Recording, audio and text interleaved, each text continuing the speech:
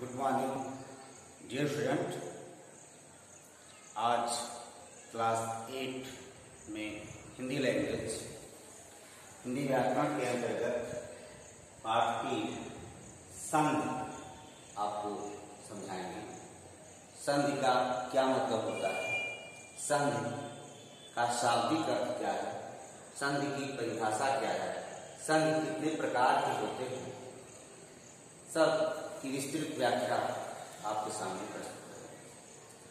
सर्वप्रथम जो संधि शब्द है उसका शाब्दिक अर्थ होता है मेल या जोड़। संधि शब्द का शाब्दिक अर्थ होता है मेल या जोड़। जैसे हिंदी व्याकरण की अगर बात करें तो दो अलग अलग शब्द को आपस में किन नियमों के अधीन होकर जुड़ना पड़ता है उसी को संधि कहते हैं। संधि जोड़ को ही कहते हैं, लेकिन जोड़ एक नियम के अधीन होता है। वह हिंदी व्याकरण में 3 प्रकार के नियम बताए गए हैं संधि को समझने के लिए। पहले हम संधि की परिभाषा देख लेते हैं। लिखा है कि दो ध्वनियों के मेल से जो विकार उत्पन्न होता है उसे संधि कहते हैं। संधि का सही परिभाषा यही है कि जब संधि में दो ध्वनियां आपस में मिलती हैं तो विकार उत्पन्न होता है। दो ध्वनियों के मेल से जो विकार उत्पन्न होता है उसे संधि कहते हैं। जैसे देखिए उदाहरण मैंने एक लिखा है, सूर्य और धन उदय। सूर्य धन उदय से एक नया शब्द बना सूर्योदय। यह जो सूर्योदय शब्द बना, यह सूर्य और उदय, यहाँ सूर्य में आ अक्षर है और उ शब्द दिया हुआ है, तो आ और उ से ओ शब्द बना। यह जो वो बना है यही विकार है। हिंदी व्याकरण में यही आ और उ जोड़ने से वो शब्द हुआ, यही विकार है। तो इस प्रकार आपने संधि का शाब्दिक अर्थ समझा, संधि की परिभाषा समझी और संधि का एक उदाहरण आप समझे कि संधि में विकार क्या है। यही विकार है कि यहाँ और यहाँ आ है, यहाँ उ है, दोनों के मेल से वो बना तो यहाँ आकर आपका सूर्योदय शब्द बन गया। तो आइए हम समझते हैं संधि के कितने प्रकार हैं। संधि के कुल 3 प्रकार होते हैं। नंबर 1 है स्वर संधि। स्वर संधि। दूसरा है व्यंजन संधि। तीसरा है विसर्ग।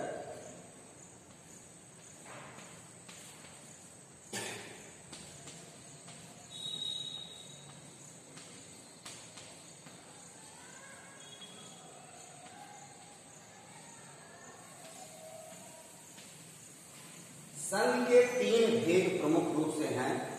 एक है स्वर संधि, दूसरा व्यंजन संधि और तीसरा विसर्ग संधि। अब यह स्वर संधि कब होता है? हिंदी व्याकरण के अंतर्गत संधि को मैंने बताया कि मेल होता है, जिसे जोड़ कहते हैं। दो शब्द जब मिलते हैं, दो शब्द की जो ध्वनियां हैं उनकी, जैसे मैंने बताया कि आपको यहाँ लिखा था सूर्योदय का आ और उ मिलकर वो हुआ, उसी तरह से इस स्वर संधि में केवल स्वर मिलते हैं। इसमें स्वर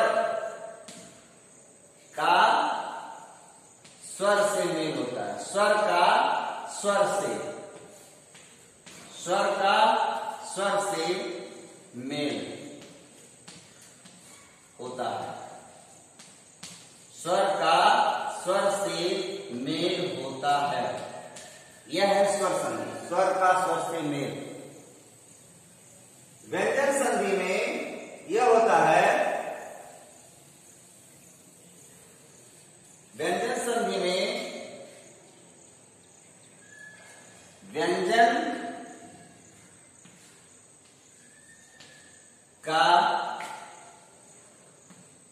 व्यंजन से, व्यंजन का व्यंजन से या व्यंजन का स्वर से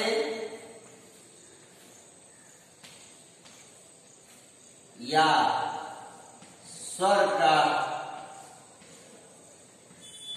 व्यंजन से।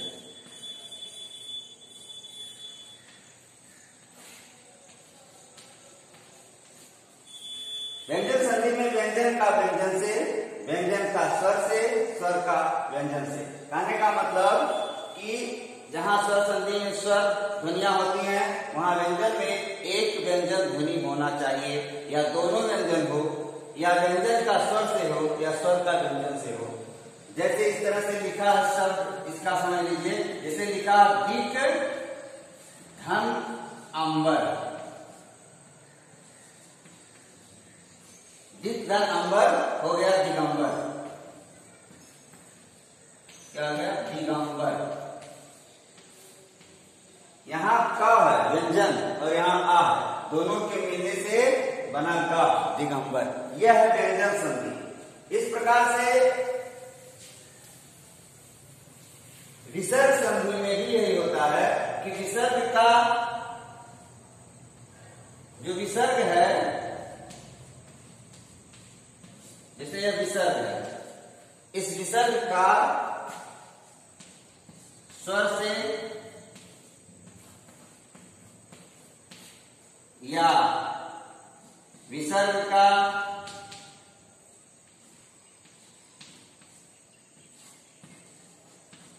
व्यंजन से,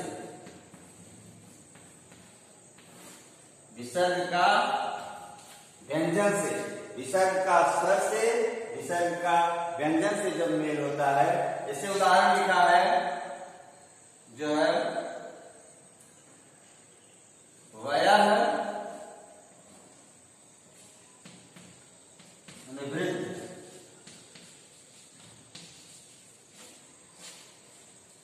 तो इसका हो गया वयः वृद्ध। क्या हो गया? वयो वृद्ध हो गया, वयो वृद्ध, वयो वृद्ध। यह विसर्ग संधि का उदाहरण है। इसी प्रकार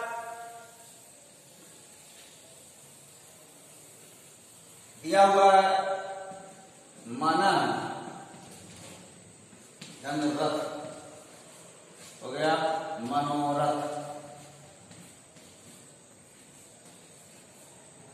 मना रथ हो गया मनोरथ। तो इस प्रकार से 3 संधि होते हैं, और जो स्वर संधि है इसके कुल 5 भेद होते हैं, कुल 5 भेद। नंबर 1 दीर्घ स्वर संधि,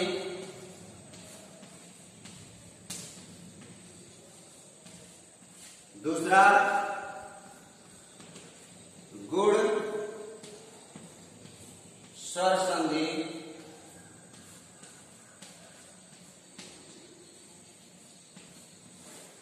तीसरा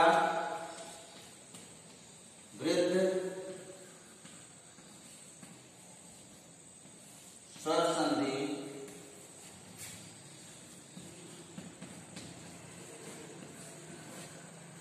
चौथा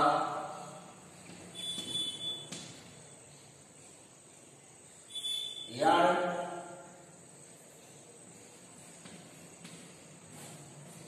स्वर संधि,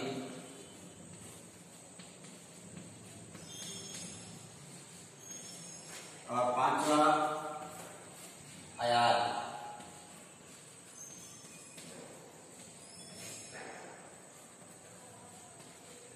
स्वर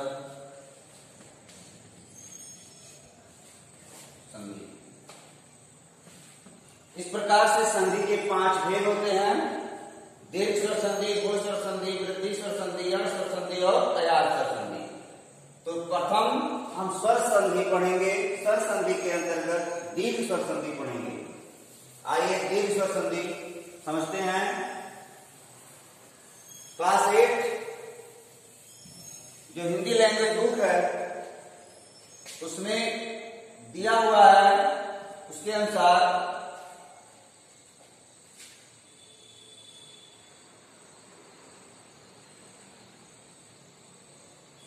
यदि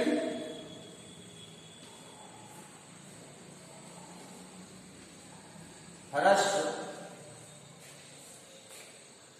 या दीर्घ अ ई उ, अ ई और उ को ऐसे लिखते हैं, अ ई और उ,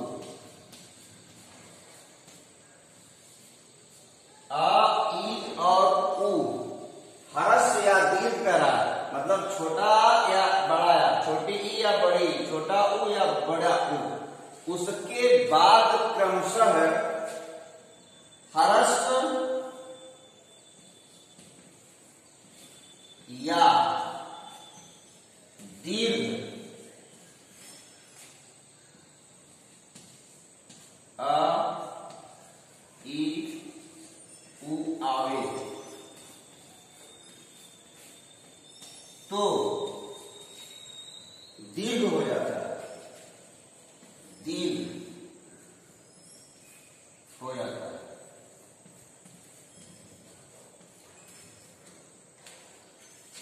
दीर्घ हो जाता है। यदि ह्रस्व या दीर्घ आ ई और उ, ह्रस्व या दीर्घ आ ई उ आवे, ह्रस्व या दीर्घ आ ई और उ के बाद यहां जो होते हैं के बाद क्रमशः, के बाद क्रमशः ह्रस्व या दीर्घ आ ई उ आवे तो दीर्घ हो जाता है, तो दीर्घ हो जाता है। इसका तात्पर्य यह है, इसको आप इस तरह से समझें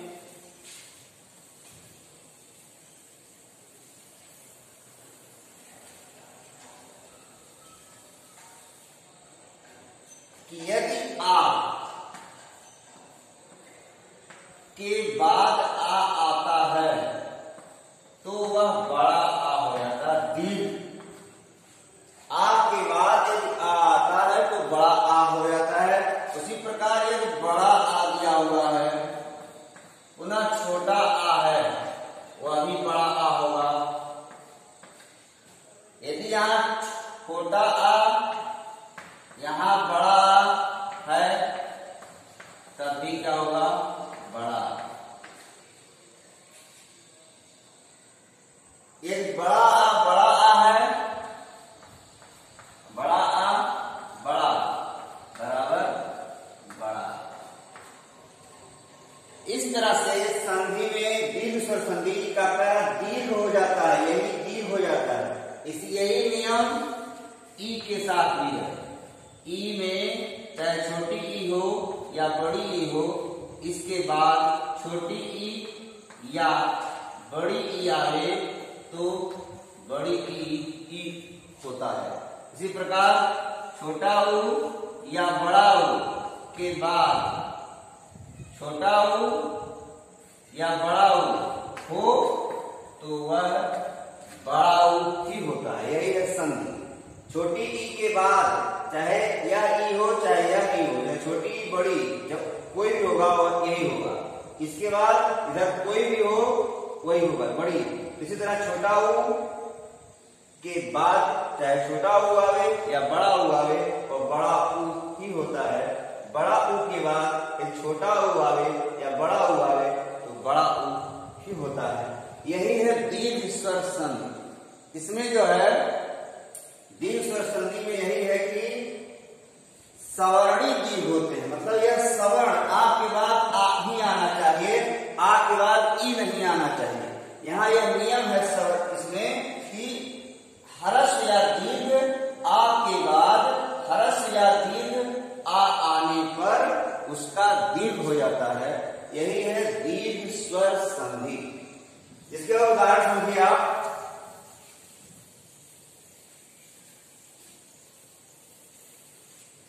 जैसे दिया हुआ है विद्यालय,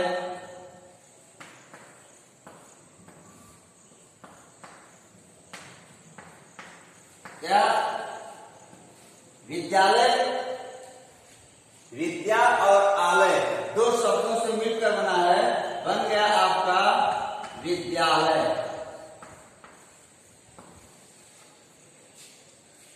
यहां आ में बड़ा आ है और यहां भी बड़ा आ है, बराबर हुआ बड़ा। जो विद्यालय में आकर आपका यह आ यहां से गायब हुआ और यहां का आ भी हट जाता है, दोनों की जगह पर बड़ा आ बनता है, तो एक शब्द बनता है विद्यालय। यह जो विद्यालय बना यही संधि हुआ। अगला शब्द जैसे दिया हुआ है विद्यार्थी, विद्या धन अर्थी बराबर विद्यार्थी।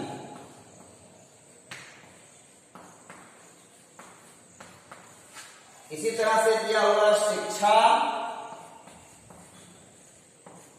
धन अर्थी बराबर हो गया शिक्षार्थी।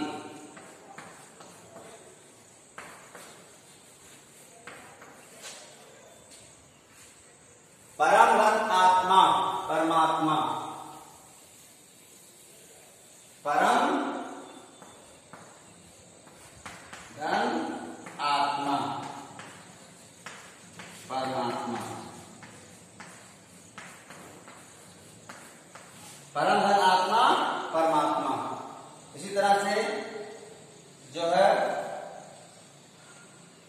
बहुत से शब्द हैं, जैसे भान धन उदय। यहां जो है छोटा ऊ के बाद छोटा ऊ तो क्या होगा, बड़ा ऊ हो जाएगा भानुदय। यह है दीर्घ स्वर संधि के उदाहरण और उसकी परिभाषा आपने समझा। यदि हर्ष या आ या हर्ष या दीर्घ आ ई ऊ के बाद क्रमशः हर्ष या दीर्घ आ ई ऊ आवे तो दीर्घ हो जाता है। यह है हर्ष या दीर्घ स्वर संधि का उदाहरण। कि आगे अब अगला समझिए गुण स्वर संधि। स्वर संधि का दूसरा भेद है गुण स्वर संधि। गुण स्वर संधि। गुण स्वर संधि में यह नियम है कि यदि आ या आ हर्ष या दीर्घ कहने का मतलब छोटा आ या बड़ा जिसे बोलते हैं, यदि आ या आ के बाद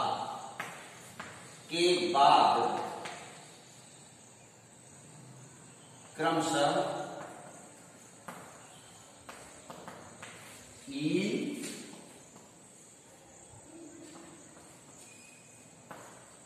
ऊ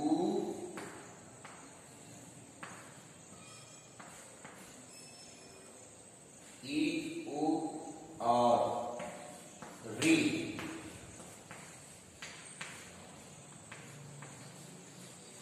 आवे तो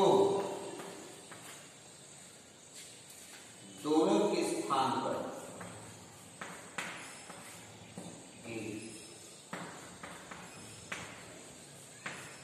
स्थान पर क्रमशः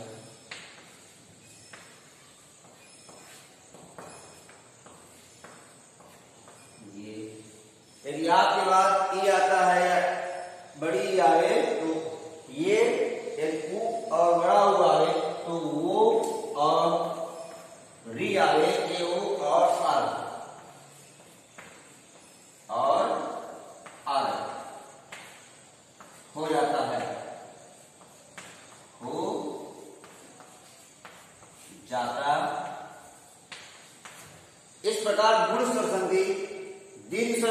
संधि में यह कहा गया कि यदि आ के बाद आही आवे, ई के बाद इही आवे, ऊ के बाद उहू आवे, ऊ यहाँ कहता है कि आ या आ के बाद क्रमशः ई या ई, ऊ या ऊ और री आवे तो उसके स्थान पर क्या होता है, ये वो और हर होता है। इसका आप उदाहरण समझिए।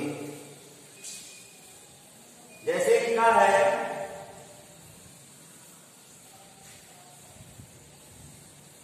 राका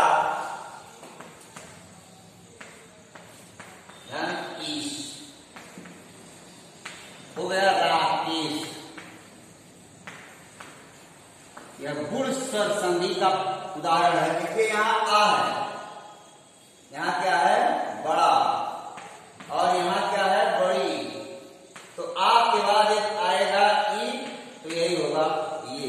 इसको कहते हैं राका धन ईश बराबर राकेश। फिर लिखा है दिन धन ईश हो गया दिनेश। दिन धन ईश से बना दिनेश। इसी प्रकार से रमा धन ईश, रमा धन ईश से बना रमेश।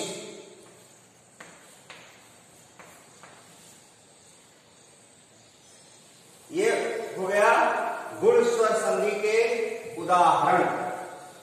ये आ के बाद आ या आ के बाद ई या ई, ऊ या ऊ अथवा री आवे तो क्रमशः के स्थान पर ये वो और अर हो जाता है।